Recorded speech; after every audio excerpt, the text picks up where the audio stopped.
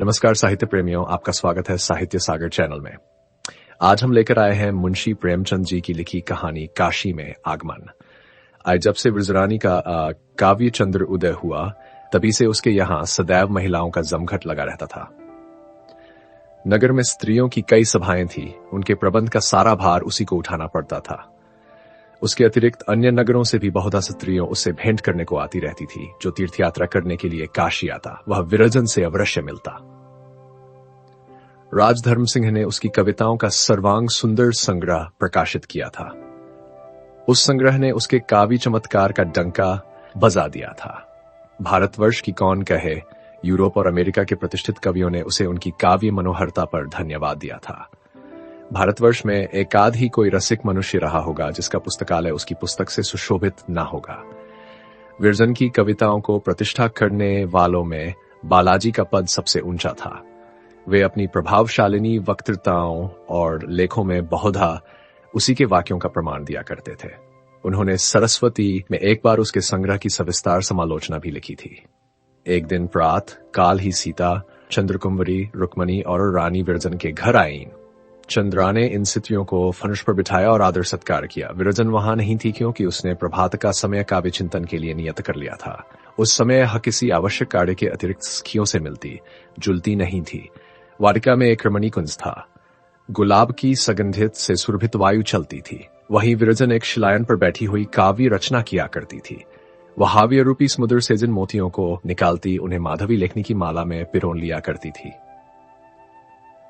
आज बहुत दिनों के बाद नगरवासियों के अनुरोध करने पर विरजन ने बालाजी की काशी आने का निमंत्रण देने के लिए लेखनी को उठाया था। बनारस ही वह नगर था जिसका स्मरण कभी कभी बालाजी को व्यग्र कर दिया करता था। किंतु काशी वालों के निरंतर आग्रह करने पर भी उन्हें काशी आने का अवकाश न मिलता था। वे सिन्हल और रंगून तक गए, परंतु उन्होंने काशी की ओर मुख न फेरा। इस नगर को वे अपना परीक्षा भवन समझते थे, इसलिए आज विरजन उन्हें काशी आने का निमंत्रण दे रही है। लोगों का विचार आ जाता है तो विरजन का चंद्रानन चमक उठता है, परंतु इस समय जो विकास और छटा इन दोनों पुष्पों पर है, उसे देख देखकर दूर से फूल लज्जित हुए जाते हैं। 9 बजते बजते विरजन घर में आई। सेवती ने कहा, आज बड़ी देर लगाई। विरजन, कुंती ने सूर्य को बुलाने के लिए कितनी तपस्या की थी। सीता, बालाजी बड़े निष्ठुर हैं, मैं तो ऐसे मनुष्य से कभी न बोलूं। रुक्मिणी, जिसने संन्यास ले लिया उसे घर बार से क्या नाता। चंद्रकुंवरी, यहां आएंगे तो मैं मुख पर कह दूंगी कि महाशय ये नखरे कहां सीखे। रुक्मणी, महारानी, ऋषि महात्माओं का तो शिष्टाचार किया करो, जेहरवा क्या है कतरनी है। चंद्रकुंवरी, और क्या कब तक संतोष करे जी, सब जगह जाते हैं, यहीं आते पैर थकते हैं। विरजन मुस्कुराकर, अब बहुत शीघ्र दर्शन पाओगे, मुझे विश्वास है कि इस मास में वे अवश्य आएंगे। सीता, धन्य भाग्य की दर्शन मिलेंगे।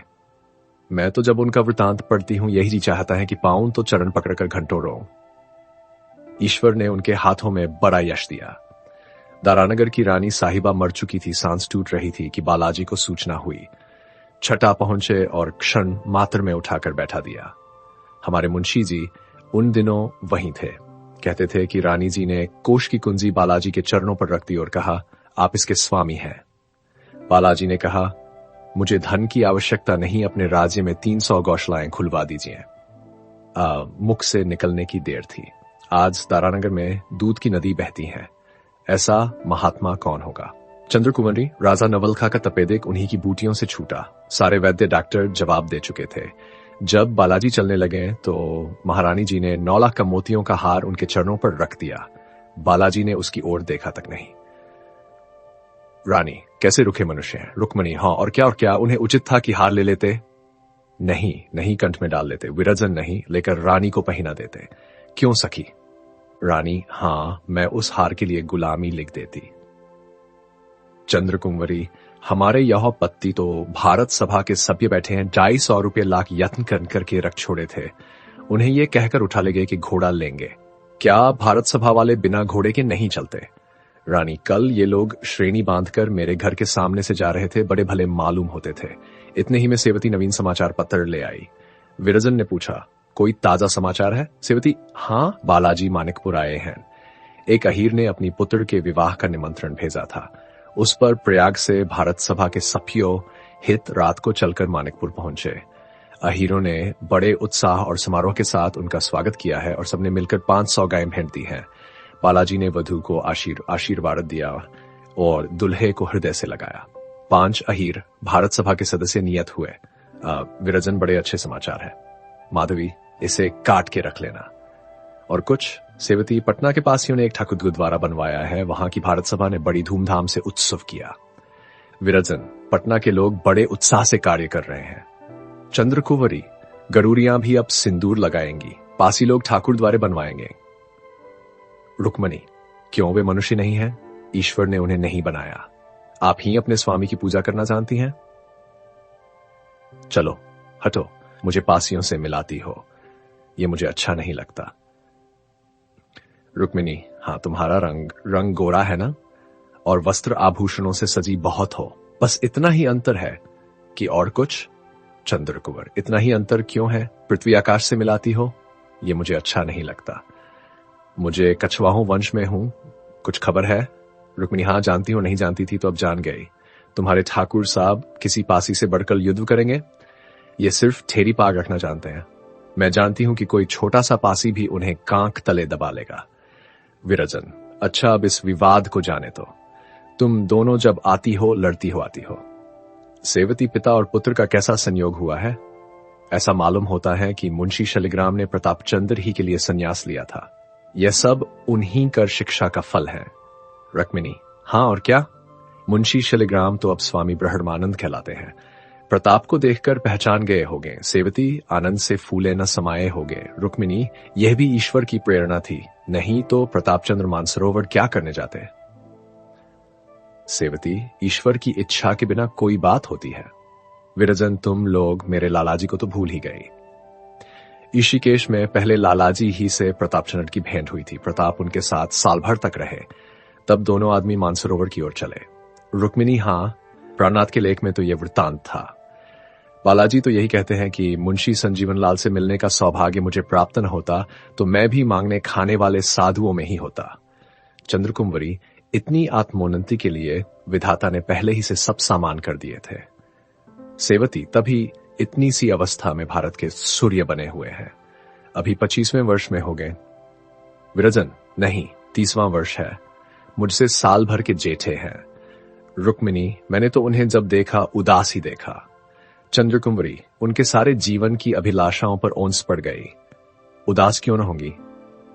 रुक्मिणी, उन्होंने तो देवी जी से यही वरदान मांगा था। तो क्या जाति की सेवा गृहस्थ बनकर नहीं हो सकती? रुक्मिणी, जाति ही क्या, कोई भी सेवा गृहस्थ बनकर नहीं हो सकती। गृहस्थ केवल अपने बाल बच्चों की सेवा कर सकता है। चंद्रकुंवर, करने वाले सब कुछ कर सकते हैं, नन करने वालों के लिए 100 बहाने हैं। 1 मास और बीता। विरजन की नई कविंदेशा लेकर बालाजी के पास पहुंची, परंतु यह न प्रकट हुआ कि उन्होंने निमंत्रण स्वीकार किया या नहीं। काशीवासी प्रतीक्षा करते करते थक गए। बालाजी प्रतिदिन दक्षिण की ओर बढ़ते चले जाते थे। निदान लोग निराश हो गए और सबसे अधिक निराशा विरजन को हुई। एक दिन जब किसी को ध्यान भी न था कि बालाजी आएंगे, प्राणनाथ ने आकर कहा, बहन लो, प्रसन्न हो जाओ, आज बालाजी आ रहे हैं। विरजन कुछ लिख रही थी, हाथों से लेखनी छूट पड़ी। माधवी उठकर द्वार की ओर लपकी। प्राणनाथ ने हंसकर कहा, क्या अभी आ थोड़े ही गए हैं कि इतनी उद्विग्न हुई जाती हो? माधवी, कब आएंगे? इधर से ही होकर जाएंगे न? प्राणनाथ, यह तो नहीं ज्ञात है कि किधर से आएंगे। उन्हें आडंबर और धूमधाम से बड़ी घृणा है, इसलिए पहले से आने की तिथि नहीं नियत की। राजा साहब के पास आज प्रातकाल एक मनुष्य ने आकर सूचना दी कि बालाजी आ रहे हैं और कहा है कि मेरी आगवानी के लिए धूमधाम न हो, किंतु यहाँ के लोग कब मानते हैं। अगवानी होगी, समारोह के साथ सवारी निकलेगी और ऐसी कि इस नगर के इतिहास में स्मरणीय हो। चारों ओर आदमी छूटे हुए हैं। ज्यों ही उन्हें आते देखेंगे, लोग प्रत्येक मोहल्ले में टेलीफोन द्वारा सूचना दे देंगे। कॉलेज और स्कूलों के विद्यार्थी वर्दियां पहने और झंडियां लिए इंतजार में खड़े हैं। घर घर पुष्प वर्षा की तैयारियां हो रही हैं। बाजार में दुकानें सजाई जा रही हैं। नगर में एक धूम सी मची हुई है। माधवी, इधर से जाएंगे तो हम रोक लेंगी। प्राणनाथ, हमने कोई तैयारी तो की नहीं, रोक क्या लेंगे? और यह भी तो नहीं जाता कि किधर से जाएंगे। विरजन, सोचकर आरती उतारने का प्रबंध तो करना ही होगा। प्राणनाथ, हो अब इतना भी न होगा। मैं बाहर बिछावन आदि बिछावाता हूं। प्राणनाथ बाहर की तैयारियों में लगे। माधवी फूल चुनने लगी। विरजन ने चांदी का थाल भी धोकर स्वच्छ किया। सेवती और चंद्रा भीतर सारी वस्तुएं क्रमानुसार सजाने लगीं। माधवी हर्ष के मारे फूली न समाती थी। बारंबार चौंक चौंक कर द्वार की ओर देखती कि कहीं आ तो नहीं गए। बारंबार कान लगाकर सुनती कि कहीं बाजे की ध्वनि तो नहीं आ रही है। हृदय हर्ष के मारे धड़क रहा था। फूल चुनती थी किंतु ध्यान दूसरी ओर था। हाथों में कितने ही कांटे छुपा लिए। फूलों के साथ कई शाखाएं मरोड़ डाली। कई बार शाखाओं में उलझकर गिरी। कई बार सारी कांटों में फंसा दी। उस समय उसकी दशा बिल्कुल बच्चों की सी थी। किंतु विरजन का बदन बहुत सी मलिन था। जैसे जलपूर्ण पात्र तनिक हिलने से भी छलक जाता है, उसी प्रकार ज्यों ज्यों प्राचीन घटनाएं स्मरण आती थी, त्यों त्यों उसके नेत्रों से अश्रु छलक पड़ते थे। आह! कभी वे दिन थे कि हम और वह भाई बहन थे, साथ खेलते, साथ रहते थे। आज 14 वर्ष व्यतीत हुए, उनका आसमुख देखने का सौभाग्य भी न हुआ। तब मैं तनिक भी रोती, वह मेरे आंसू पोंछते और मेरा जी बहलाते। अब उन्हें क्या सुधी कि ये आंखें कितनी रोई हैं और इस हृदय ने कैसे कैसे कष्ट उठाए हैं। क्या खबर थी कि हमारे भाग्य ऐसे दृश्य दिखाएंगे। एक वियोगिन हो जाएगी और दूसरा सन्यासी। अकस्मात माधवी को ध्यान आया कि सुमस को कदाचित बाजाजी गजाजी के आने की सूचना न हुई हो। वह विरजन के पास आग बोली, मैं तनिक चची के यहां जाती हूं। न जाने किसी ने उनसे कहा या नहीं। प्राणनाथ बाहर से आ रहे थे। ये सुनकर बोले, वहां सबसे पहले सूचना दी गई, भली भांति तैयारियां हो रही है। बालाजी भी सीधे घर ही की ओर पधारेंगे, इधर से अब न आएंगे। विरजन तो हम लोगों का चलना चाहिए, कहीं देर न हो जाए। माधवी, आरती का थाल लाऊं? विरजन, कौन ले चलेगा? मेहरी को बुला लो। अरे तेरे हाथों में रुधिर कहां से आया? फूल चुनती थी, कांटे लग गए होंगे। चंद्रा अभी नई साड़ी आई है, आज ही फाड़ के रख दी। माधवी, तुम्हारी बला से। माधवी ने कह तो दिया, किंतु आंखें अश्रुपूर्ण हो गईं। चंद्रा साधारण बहुत भली स्त्री थी, किंतु जब से बाबू राजचरण ने जाति सेवा के लिए नौकरी से इस्तीफा दे दिया था, वह बालाजी के नाम से चिढ़ती थी। विरजन से तो कुछ न कह सकती थी, परंतु माधवी को छेड़ती रहती थी। विरजन ने चंद्रा की ओर घूरकर माधवी से कहा, जाओ संदूक से दूसरी साड़ी निकाल लो, इसे रखाओ। राम राम, मार हाथ छलनी कर डाले। माधवी, देर हो जाएगी, मैं इसी भांति चलूंगी। विरजन, नहीं, अभी घंटा भर से अधिक अवकाश है। यह कहकर विरजन ने प्यार से माधवी के हाथ धोए, उसके बाल गूंथे, एक सुंदर साड़ी पहनाई, चादर ओढ़ाई और उसे हृदय से लगाकर सजल नेत्रों से देखते हुए कहा, बहन देखो, धीरज हाथ से न जाए। माधवी मुस्कुराकर बोली, तुम मेरे ही संग रहना, मुझे सफलती रहना। मुझे अपने हृदय पर भरोसा नहीं है। विरजन ताड़ गई कि आज प्रेम ने उन्मत्तता का पद ग्रहण किया है और कदाचित यही उसकी पराकाष्ठा है। हाँ, ये बावली बालू की भीत उठा रही है। माधवी थोड़ी देर के बाद विरजन, सेवती, चंद्रा आदि कई स्त्रियों के संग सुवाम के घर चली। वे वहां की तैयारियों देखकर चकित हो गईं। द्वार पर एक बहुत बड़ा चांदोवा बिछावन प्राय शीशे और भांति भांति की सामग्रियों से सुसज्जित खड़ा था। बधाई बज रही थी। बड़े बड़े टोकरों में मिठाइयों और मेवे रखे हुए थे। नगर के प्रतिष्ठित सभी उत्तमोत्तम वस्त्र पहने हुए स्वागत करने को खड़े थे। एक भी फिटन या गाड़ी नहीं दिखाई देती थी, क्योंकि बालाजी सर्वदा पैदल चला करते थे। बहुत से लोग गले में झोलियों डाले हुए दिखाई देते थे, जिनमें बालाजी पर समर्पण करने के लिए रुपये पैसे भरे हुए थे। राजा धर्मसिंह के पांचों लड़के रंगीन वस्त्र पहने, केसरिया पगड़ी बांधे, रेशमी झंडियां कमरे से खोसे बिगुल बजा रहे थे। ज्यों ही लोगों की दृष्टि विरजन पर पड़ी, सहस्रों मस्तक शिष्टाचार के लिए झुक गए। जब ये देवियां भीतर गईं तो वहां भी आंगन और दालान नवागत वधू की भांति सुसज्जित दिखे। सैकड़ों स्त्रियां मंगल गाने के लिए बैठी थीं। पुष्पों की राशियां ठौर ठौर पड़ी थी। सुवामा एक श्वेत साड़ी पहने संतोष और शांति की मूर्ति बनी हुई द्वार पर खड़ी थी। विरजन और माधवी को देखते ही सजल नयन हो गई। विरजन बोली, चची, आज इस घर के भाग्य जग गए। सुवामा ने रोकर कहा, तुम्हारे कारण मुझे आज ये दिन देखने का सौभाग्य हुआ। ईश्वर तुम्हें इसका फल दे। दुखिया माता के अंतःकरण से यह आशीर्वाद निकला। एक माता के शाप ने राजा दशरथ को पुत्र शोक में मृत्यु का स्वाद चखाया था। क्या सुवामा का यह आशीर्वाद प्रभावहीन होगा? दोनों अभी इसी प्रकार बातें कर रही थी कि घंटे और शंख की ध्वनि आने लगी। धूम मची की बालाजी आप हुंचे। स्त्री ने मंगलगान आरंभ किया। माधवी ने आरती का थाल ले लिया, मार्ग की ओर टिकट की बांध कर देखने लगी। कुछ ही काल में अद्वैतांबरधारी नवयुवकों को कास्मुदायत खी पड़ा। भारत सभा के 100 घोड़ों पर सवार चले आते थे। उनके पीछे अगणित मनुष्यों का सारंग टूट पड़ा। कंधे से कंधा छिला जाता था, मानो समुद्र की तरंगे बढ़ती चली आती है।